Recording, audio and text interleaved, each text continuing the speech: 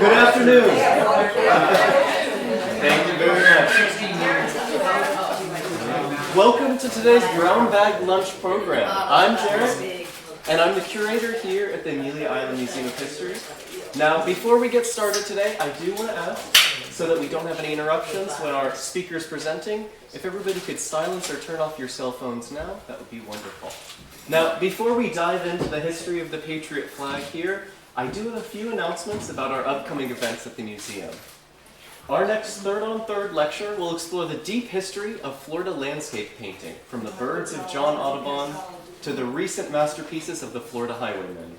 This special presentation will bring a Florida humanities speaker to our museum, Dr. Carrie Watson from the University of Central Florida, to come share that artistic history with us.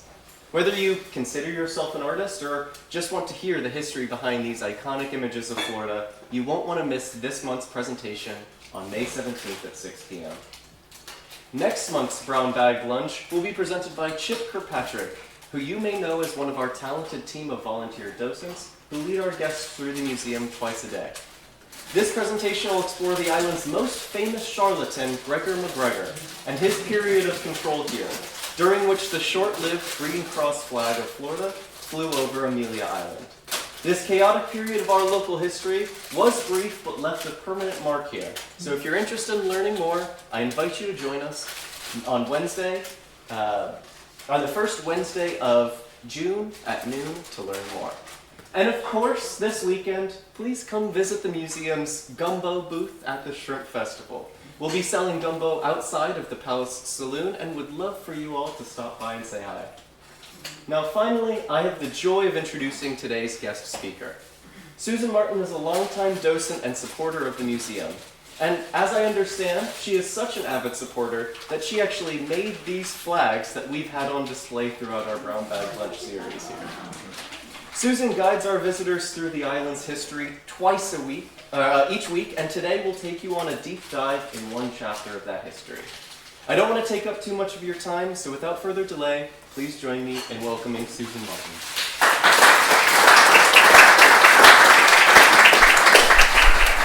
Thank you. I'm looking at this camera up here, which is supposed to follow me.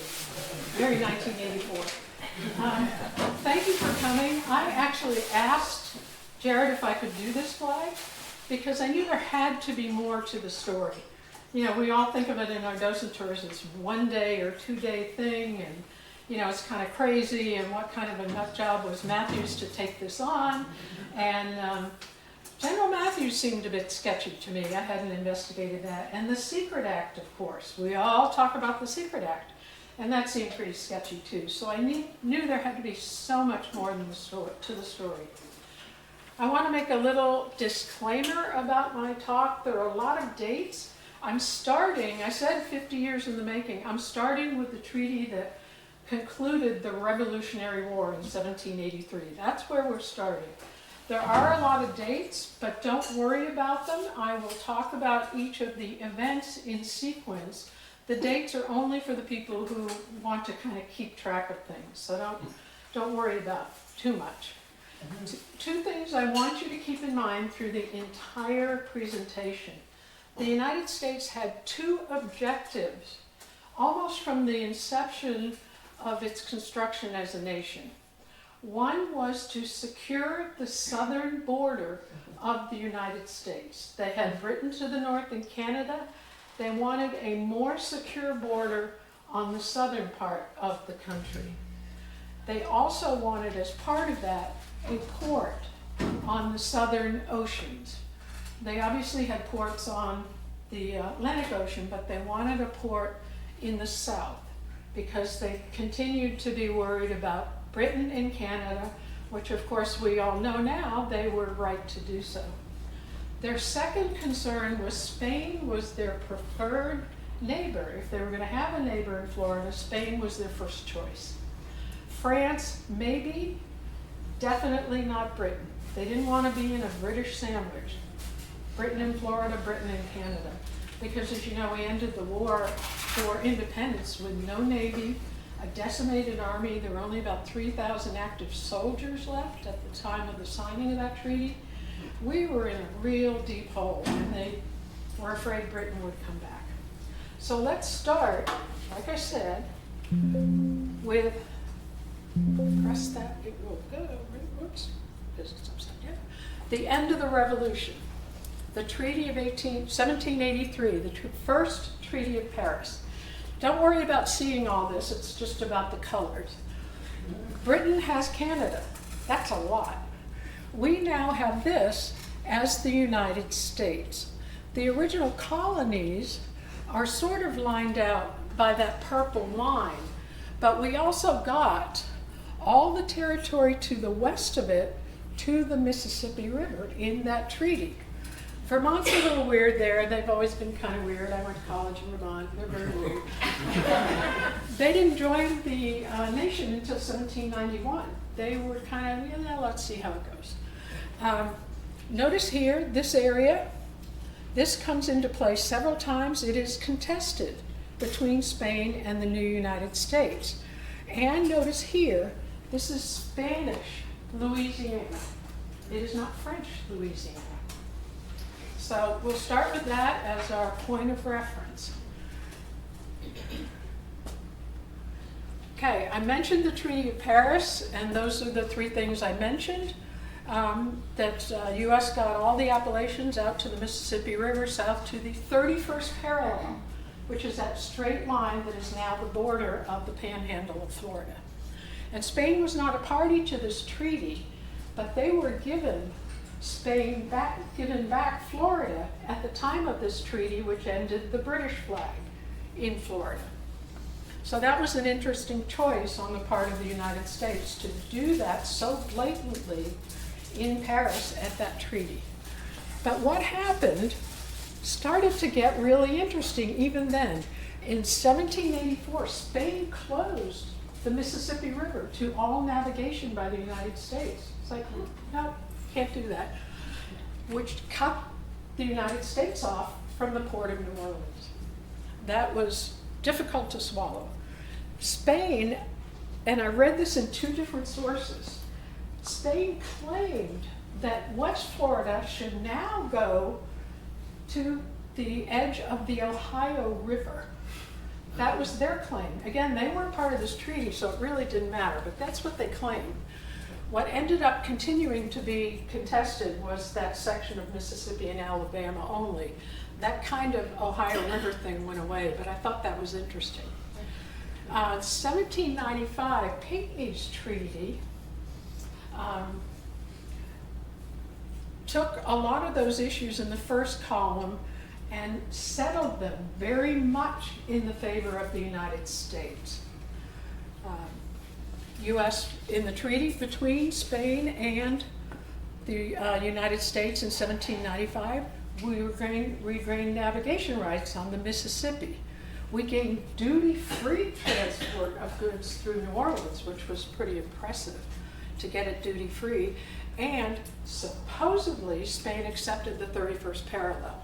That's quite a bit for Spain to give up in that treaty. What it also did, though, that Spain asked for, the treaty voided Spain's traditional support of native rights. Native rights were much more well respected in Spanish Florida than obviously they were in any of the English colonies or in the United States when it became a country. The U.S. had objected to their support of native rights in Florida. So that was also added. The only retaliation Spain had at that point was U.S. citizens were no longer welcome in Florida to come in and settle or buy land or whatever other business opportunities they wanted to pursue. So that treaty shifted it a lot in the U.S.'s favor, particularly for navigation and access to the Gulf of Mexico. In 1800, the third treaty of Ildefonso, and don't ask me what the first two are, I have no idea. This did something pretty important, and it did it for very specific reasons. Spain sold the whole Spanish Louisiana purchase to France. This was the first Louisiana purchase, Spain to France. It was also a secret treaty. Jefferson did not see a copy of this treaty till 1 month after it was executed. He called it, and I'm quoting, an inauspicious circumstance. Those are big words. It was not good for the United States. Britain is getting much stronger, kind of throwing their weight around in Canada, and the need for a southern port for the United States is increasing.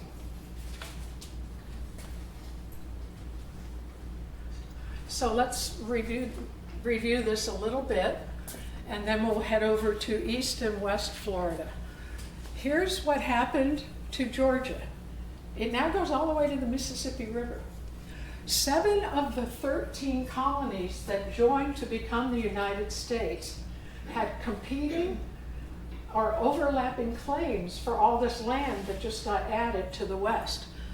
New York was one of the biggest claimants. They actually tried to claim Vermont because Vermont was just sitting there and hadn't joined, and they said, okay, well, we'll take Vermont.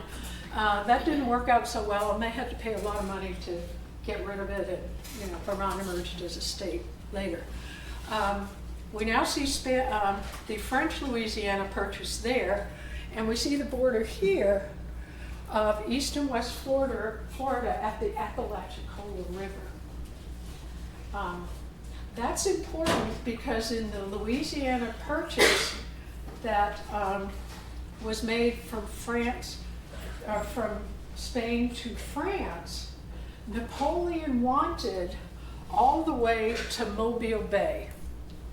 He wanted Mobile Bay. Why? That's the second deep water port on the Florida Panhandle. And he said that the Treaty of Ildefonso laid that out as the end of that part of Florida. So he wanted all of Florida as well when he actually did the treaty, and he wanted all of that West Florida section going all the way to Mobile.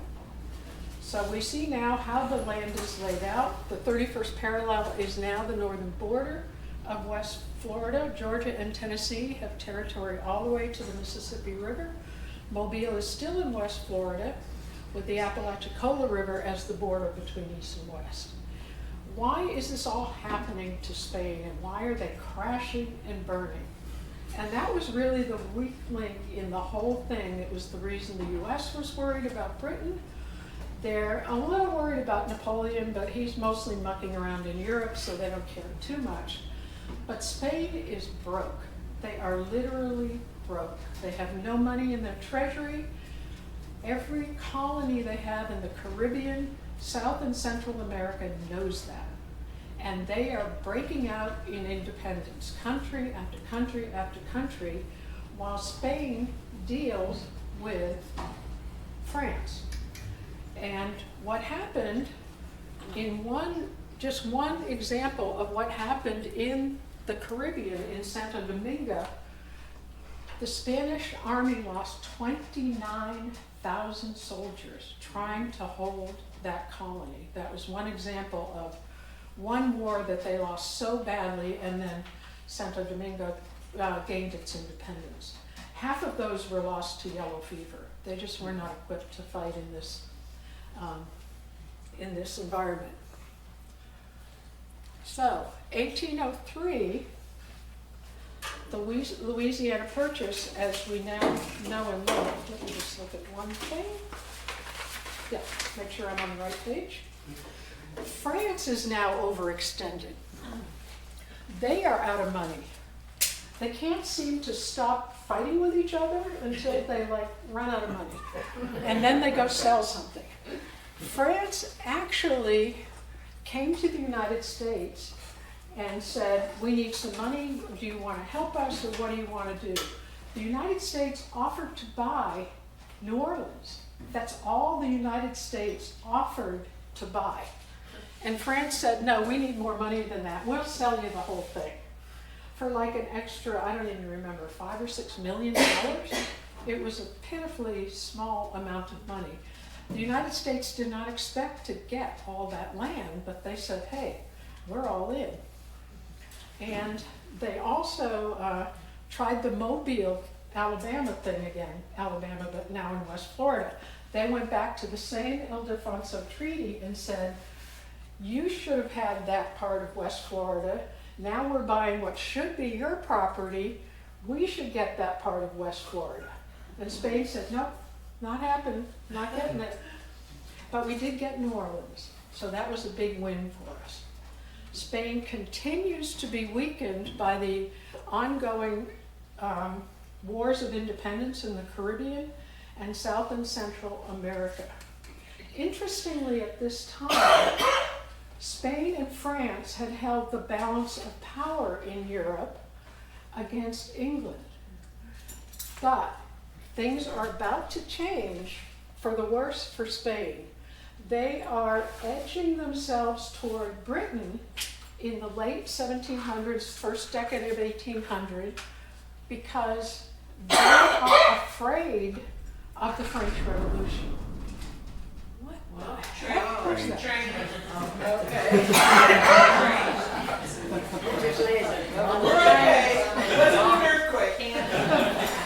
Wow, that caught me on track. The French Revolution obviously overthrew the monarchy in France, and Spain is worried about their monarchy. So they cozy up to Britain.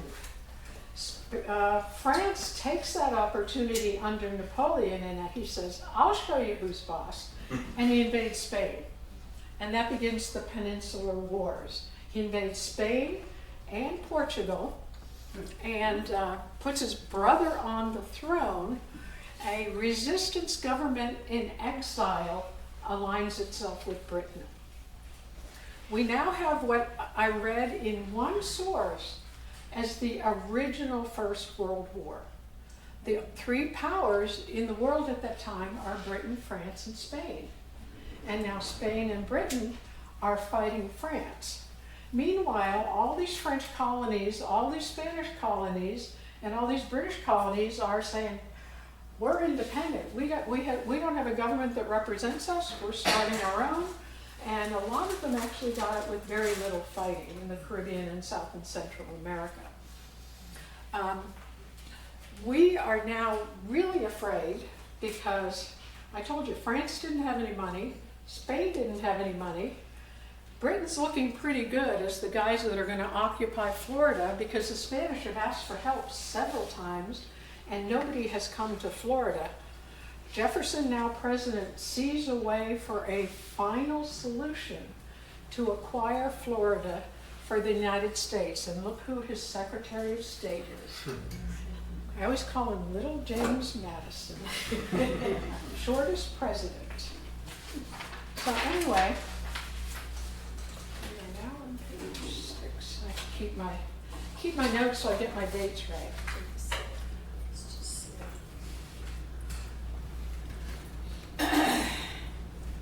The Peninsular War ravages Spain. I mentioned that. Governor Folk of Spanish West Florida seeks U.S. protection.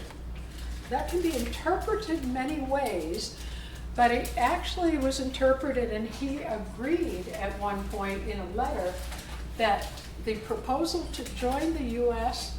in return for protection from any other global force, basically Britain or France, was not out of the question if Spanish assistance did not arrive. So there's the open door.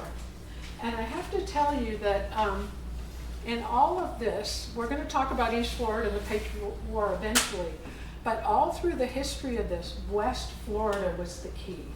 That was the one the U.S. was concerned about and interested in, because it was on the Mississippi River and it had 2 deep water ports. So that was what they were really, really after. The Spanish resistance government fails, and as I mentioned, colonies move rapidly towards independence.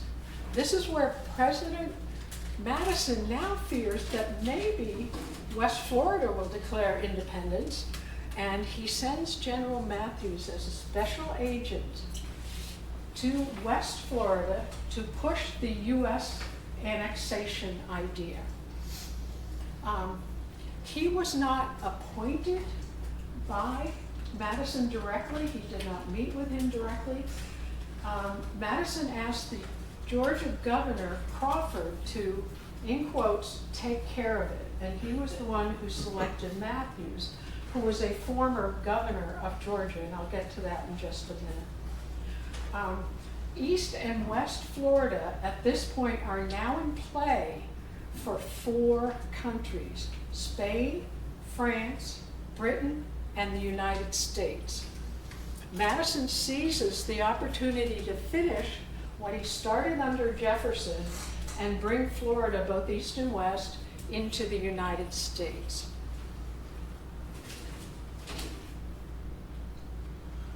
Here he is, General George Matthews. Born in Virginia, a landed gentleman. He was a colonel of the 9th Virginia Georgia Regiment. That entire regiment was captured, the entire thing, in the Battle of Germantown. Not a good look for him. There are 2 stories about that he did not get the information to stop at a certain point, or that he got that information and ignored it and continued on, but what happened is the British came in behind him and swept up the whole regiment. He ended up actually being a POW for 4 years of the Revolution, so he mostly missed the whole thing, including 2 years on those awful, awful British prison ships in New York Harbor. At the end of the war, he was breveted, which means they just gave him the title of Brigadier General. But he finished the war only as the colonel that he had been when he was captured. He became a Georgia governor in 1787, right at the beginning of our country, served for 1 year, and then left that post to run for U.S. representative in Congress. He came back to the governorship in 1793. And then came the Yazoo land scandal. This is a bit of a detour, but it's so much fun I can do it up. How many people have heard of the Yazoo land scandal? We have one.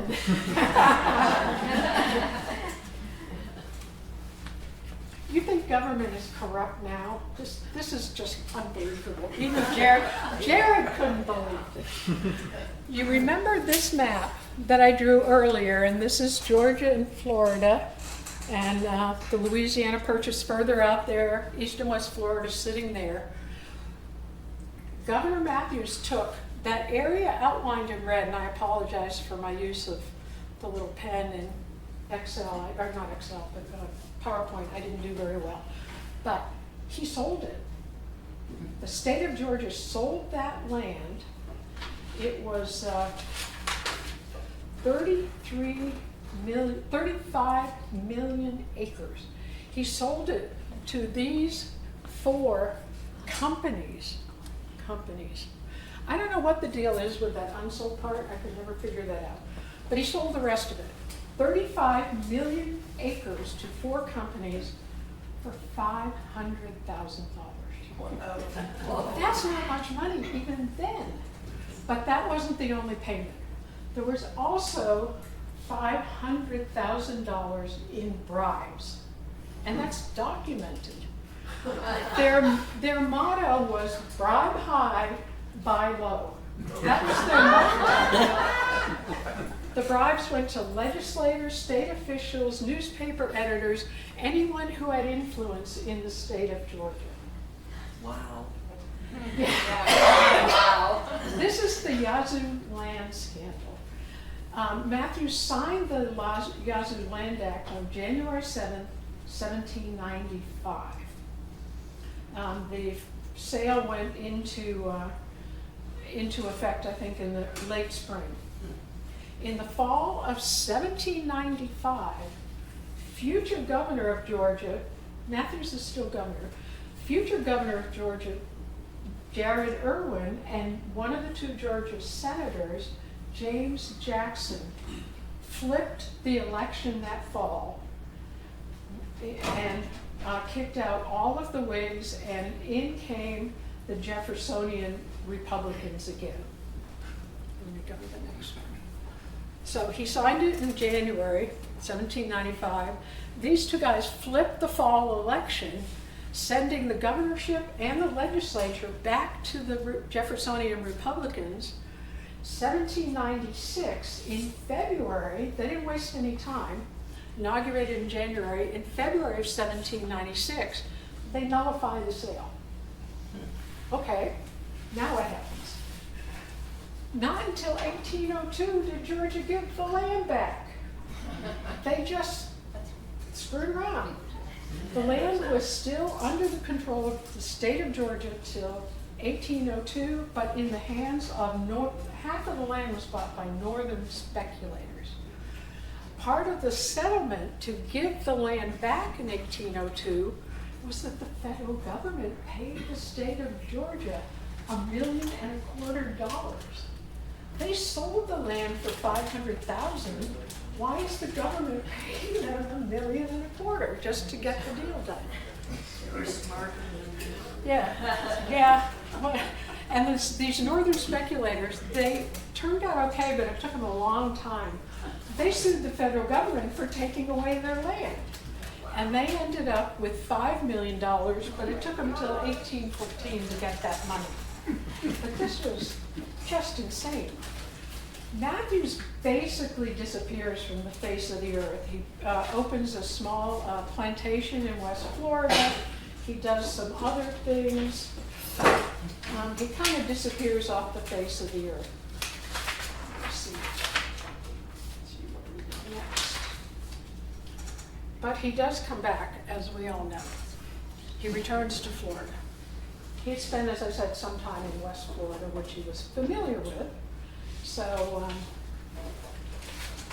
remember I said President Madison did not personally select or meet with Matthews at the beginning of this. We're now getting to the Patriot War. This may have affected how things worked. Madison apparently was very reluctant to write anything down. The Secret Act proves that. And he sends directions to Matthews to figure out if West Florida will join the United States. And also sends him to East Florida just to look around. And this is the quote that was from his Governor Fulch's final statement to the United States. I will offer West Florida to the U.S. provided I do not receive succor, which is capitalized, from the Havana or Veracruz during the present month. Madison jumps on that. He sends a brief to Congress a month later outlining this offer. He also sends remarkably vague and general instructions to incite a rebellion, if necessary, except any rebel-controlled territories into the U.S. There are no notes. 3 different sources stated there were no notes of this meeting, no exact date, and nothing at all was recorded. And in that assignment, East Florida is added to Matthews' list. He then turns around and on January 15th, 1811, he passes the Secret Act in a closed session of Congress. It's actually not an act, it was a resolution.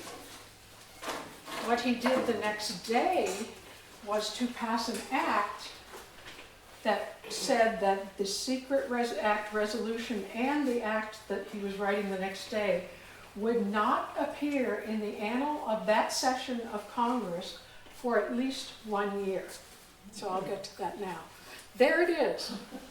That's the first page of the Secret Act. Look where I found this.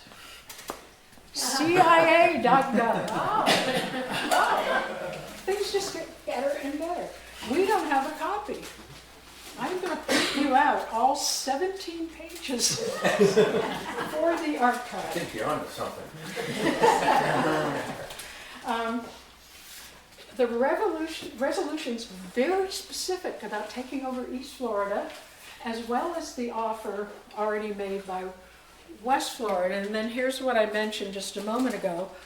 Right after it, he passes an act in Congress stating that neither the January resolution, this little puppy, nor this act be printed or published until the end of the next, not this, the next session of Congress, which, unless directed by the President of the United States. So it would be at least a year this thing would be under lock and key. He also, although nothing stays secret in DC, when he reports to Congress in January of 1811 on his progress, just before he submits the secret act, the resolution, to Congress, he also forwarded a letter to Congress that he received directly from the British Chargé d'Affaires, citing the U.S. claim to West Florida, which is already kind of out in public, as, quote, from the letter, manifestly doubtful. I just love the words these lawmakers and people use.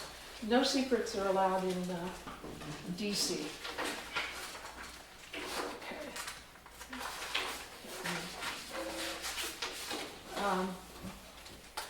There are a few quotes from here. I like the first one. Cannot without serious inquietude see any part of said territory pass into the hands of a foreign power. Remember that for a minute.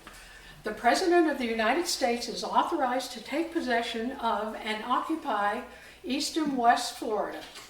I've put these in. Arrangement has been made. We already know West Florida has said, we'll let you take us over, or shall be in East Florida, made with the local authority of said territory for delivering up the possession of the same or any part thereof to the United States, or in the event of an attempt to occupy the said territory or any part thereof by a foreign government. What? We're a foreign government. We're going to go in there and protect these poor little territories from being invaded by a foreign government. It's like, you know, that was kind of hard to read. And it does say, as we all say in our docent tour, $100,000 be appropriated for defraying expenses as the President deems necessary. So in a secret act, he's got a $100,000 slush fund. Further, he was also authorized to establish a temporary government with military, civil, and judicial powers until provision be made by Congress. What does provision be made by Congress mean? It means we're going to take it over. So that was that. So I'm on page 13. Now we get to the Patriot Act. And that was the Patriot Act, the Secret Act, and the succeeding resolution. Oops, that's right. Sorry. Lost my stuff. Oh, okay. Matthews and Colonel John McKee, who had been in West Florida, now head to East Florida. They recruit John McIntosh, whom we've all heard of, to lead and organize, be the local person on spot. He was born in Georgia. He bought land in Florida in 1803. He was considered a dual citizen. He had sworn an oath of allegiance to the Spanish crown in order to buy his land in Florida. And at the time this all happened, he was residing at Fort George Island. Yes, that Fort George Island. He built that plantation, which became the Kingsley Plantation. He was elected the Patriot Group leader on March 16th. Things are now moving very quickly. The troops that were involved in this included Georgia militia, volunteer forces, U.S. troops from Fort Point Peter. Anyone heard of Fort Point Peter? You have. Have you been there? There's just a marker, right?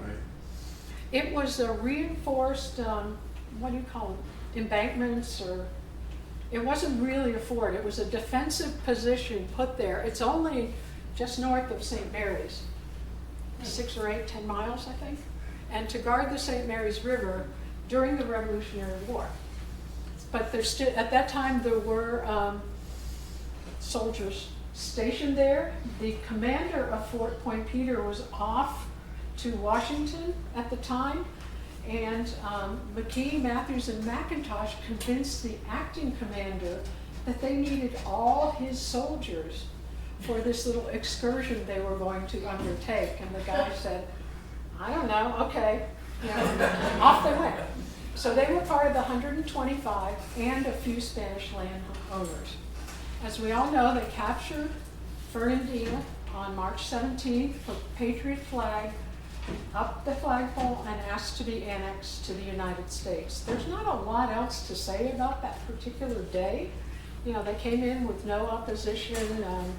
You know, I sometimes say in my docent tour, the Spanish soldiers didn't care. Half of them hadn't been paid in 3 years. You know, they weren't real allegiant to Spain at that time. McIntosh drafted a constitution for the, we don't really know. The nation of East Florida, it's not clear on that. But that was in July of 1812. It had 14 signatures, and McIntosh served as the provisional the president of that provisional government, which was authorized by the United States under the Secret Act, but it was unclear at that point, at least to me, whether we had tried to give the property to the United States. This is the first page of the, I'm gonna get my notes because I want to read something. I've lost track of my pages. Oh, there it is. It is 17 pages long. I think it's longer than the U.S. Constitution. Do you know? Off the top of my head. Yeah, I didn't look that up. 17 pages long, all in longhand, virtually unreadable. But let me just read the beginning of this. This is the preamble. It's just wonderful.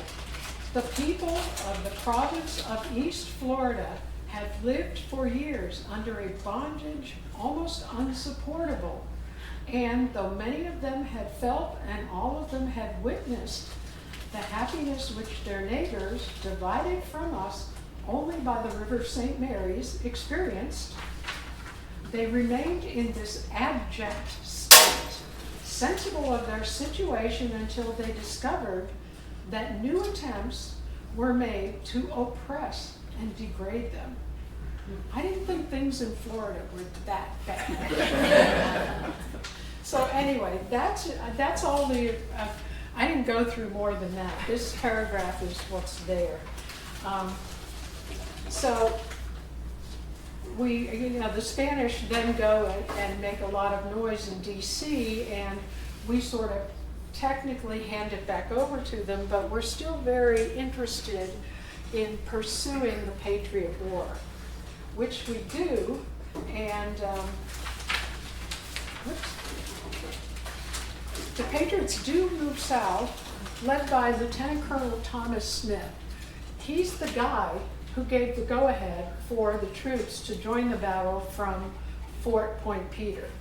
So he's off and running away from his fort, leading this group south towards St. Augustine, capturing small towns and handing the land over to the United States, as technically as a guy in the field could do.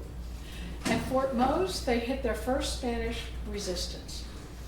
Their supply lines were totally inadequate. It was only 25 guys to start, 125 guys to start with. They really had no supply lines back to the St. Mary's River, so they're kind of toast, and they retreat. Meanwhile, back at the ranch in Washington, we're now in June of 1812. Madison is getting really cold feet about this whole expedition. He's feeling that Spain's response to his incursion may be slightly stronger than he calculated, particularly because of their alliances in the Napoleonic War with Britain. He issued a letter that all the docents are familiar with in April 4th, 1812, unhappy with what Matthews doing. This is where he blames the whole thing on Matthews, stating his actions were, quote, not authorized by the law of the United States. Poor George Matthews. He left Florida, headed through Georgia and up to DC to have a heart-to-heart with President Madison about those words. He passed away of malaria in Augusta, Georgia, on his way. So he never recovered his name. I won't say good name or bad name. He never got to talk to Madison. But this is the killer deal. The War of 1812 starts for us on June 18th. Madison doesn't give a whit's nap about Florida anymore. This is, I'm being nice. Yeah. It's off the deck. It's off the playing board. He has got much, much bigger things that he has to worry about. Okay. And this is where everything fell apart. Smith continued on, and I can't really tell you why this is. I don't know if he didn't get the word, but he headed west. Since he couldn't get to St. Augustine, he headed west. And a lot more people than I are familiar with this particular battle where Seminole Chief King Payne was killed. I didn't know it was part of this little shenanigan, but they were ambushed by a combined force of Seminoles and blacks. The reason for that is that both of those two groups had many more freedoms in Spanish Florida than they would have had as a state within the United States. They did not want the Patriot War to succeed. Not good for them. Seminole Chief King Payne, who was a very well-known figure, you can say more about it. But the other thing that happened when Madison turned away from this whole escapade, that many of us know if we know lots about Anna Kingsley particularly, there were a lot of Georgia and Florida land seekers who just latched on and came into Florida. Remember, U.S. citizens aren't real welcome in Florida based on the treaty that was signed a number of years prior, and they marauded their way through East Florida, led by General Buckner Harris. He just went renegade. And they destroyed the plantation at Fort George. That plantation was destroyed. They attacked Laurel Grove, Zephaniah Kingsley's largest plantation. He was not there at the time, as many of you know. He was at sea. Anna Kingsley burned that plantation home to the ground, in addition to her own home across the river at her farm on the land that she personally owned. And she alerted the Spanish government, and their soldiers came in a gunboat. She pointed to where they were in the woods, and they went and captured those marauders. So she played a huge role in stopping at least some of the marauders and was rewarded with more property for her efforts. And U.S. support for the entire Patriot War evaporated. All U.S. troops were called back to the U.S. in early 1813. Again, I don't know why it took them so long, since the war in 1812 started in June, but at that point Madison abandoned all effort to even think about Florida. He had much bigger fish to fry in the Atlantic with the War of 1812. That's the end of the story. I did pretty well. I didn't time it.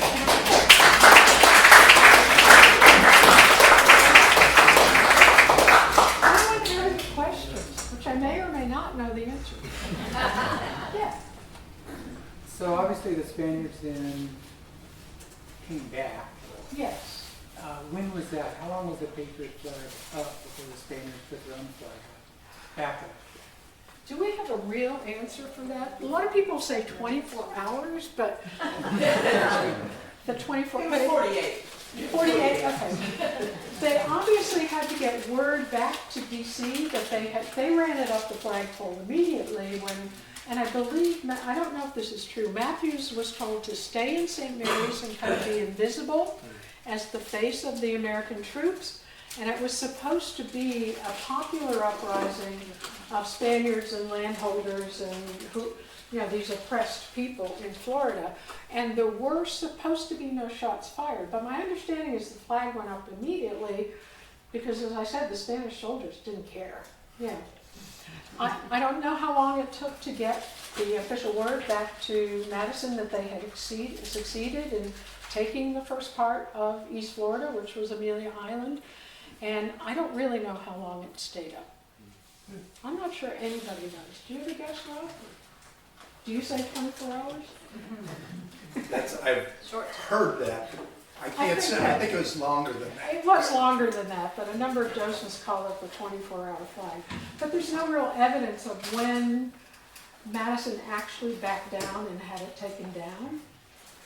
I just didn't see any of that, and if Jared doesn't know, we'll just any other questions? I don't think it was probably more than a couple months. Yeah.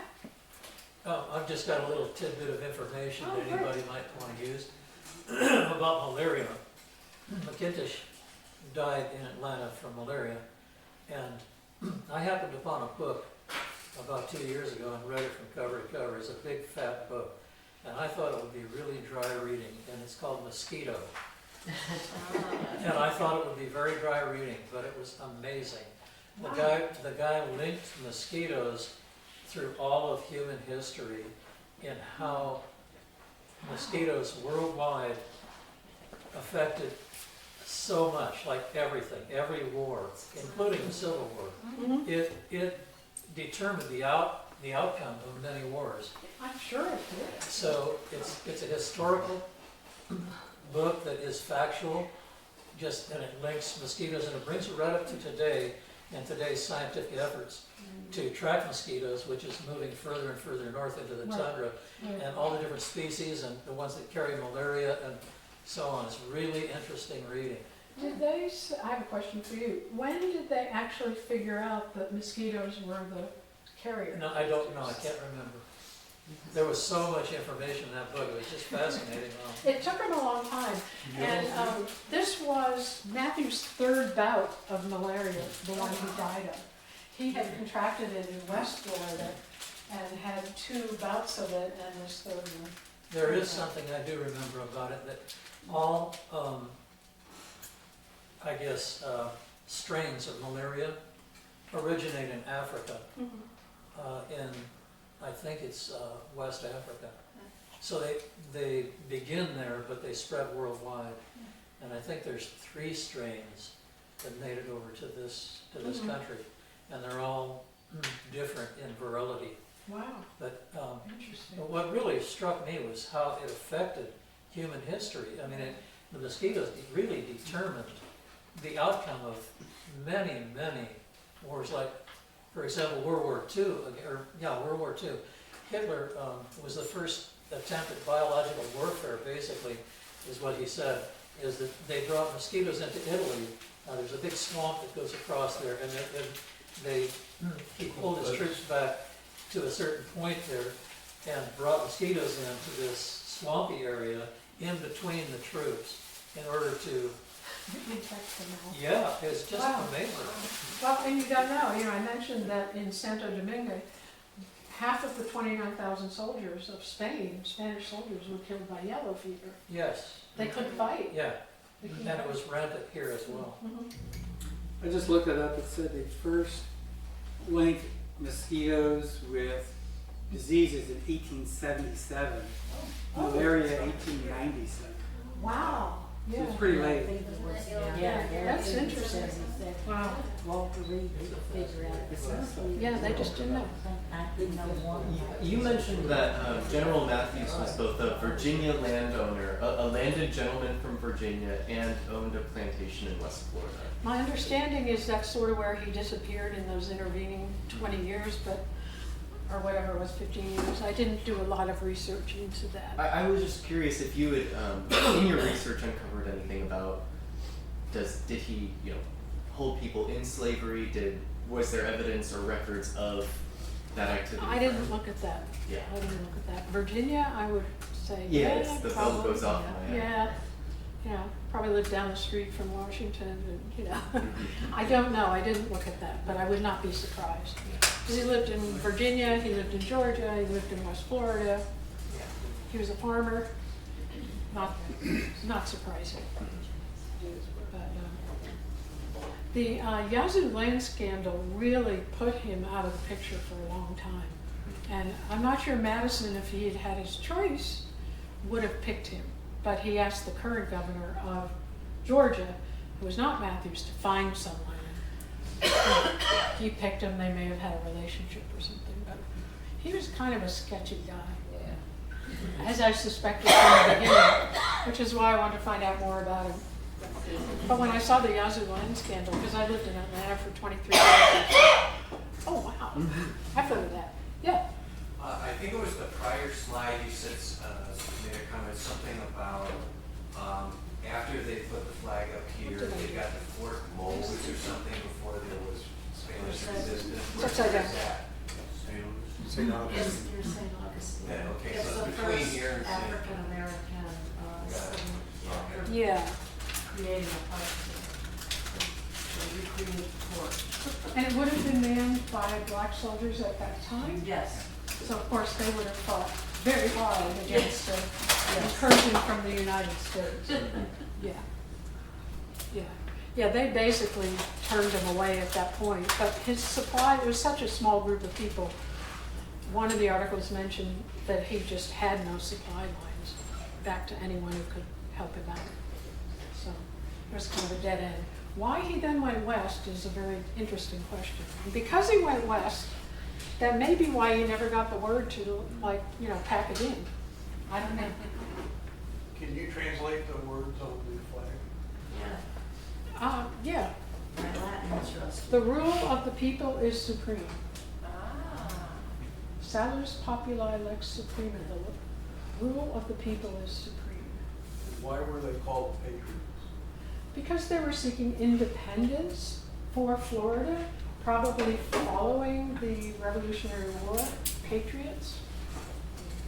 You know, they were called Patriots, at least in many parts of New England. I don't know if that's true all over. In New England, they were the Patriots. Or the Minutemen, if you lived in Mexico.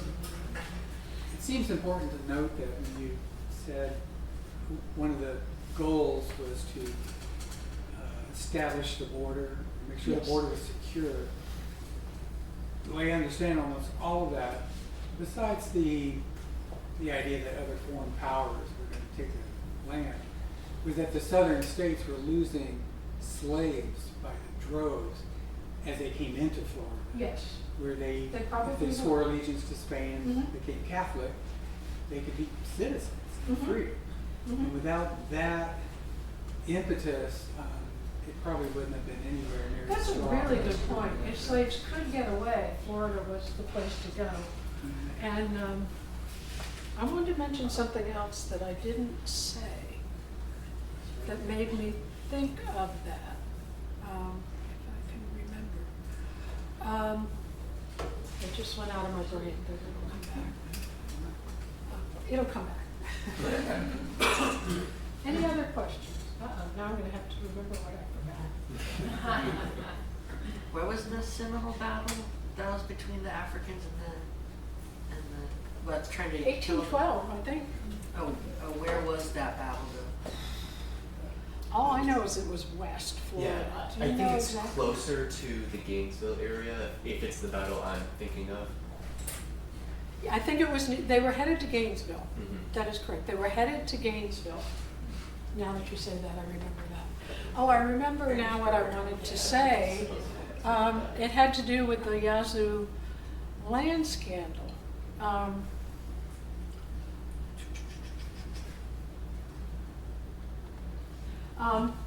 When the state of Georgia settled with the U.S. government, it took and got that $1,250,000.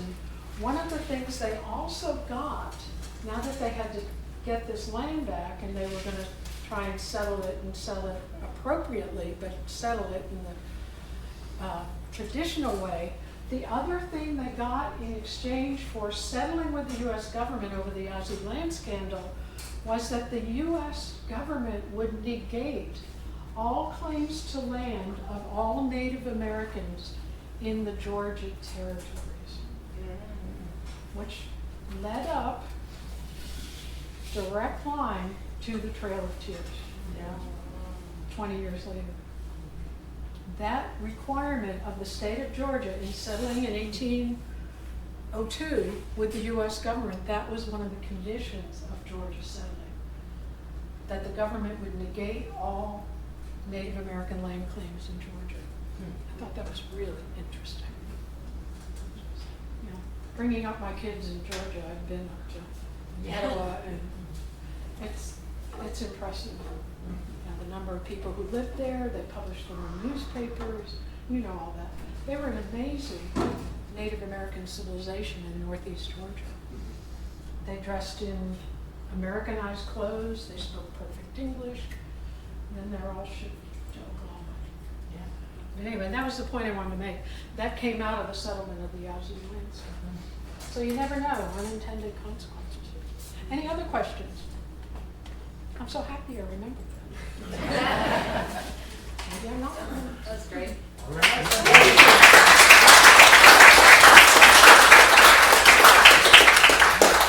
Thank you everyone so much for coming out this afternoon. Be happy to talk with you some more if you stick around, but otherwise, enjoy your weekend and enjoy Shirt Fest. Yeah. Wonderful.